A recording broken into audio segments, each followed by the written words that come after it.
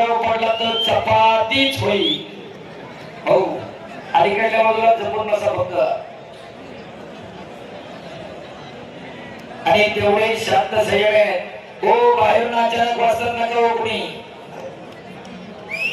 एक अतिशय देखणा मैदान नारायणगावच्या भूमीमध्ये संपन्न होते.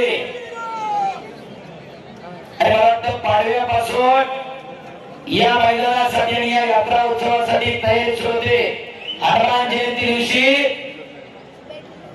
कांबळ्यावरती सगळी गावची ज्येष्ठ मंडळी बसतात आणि लोकांची 100 रुपये 50 रुपयापासून वर्गणी घेऊन आज एवढं मोठं मैदान आणि उत्सव संपन्न होत.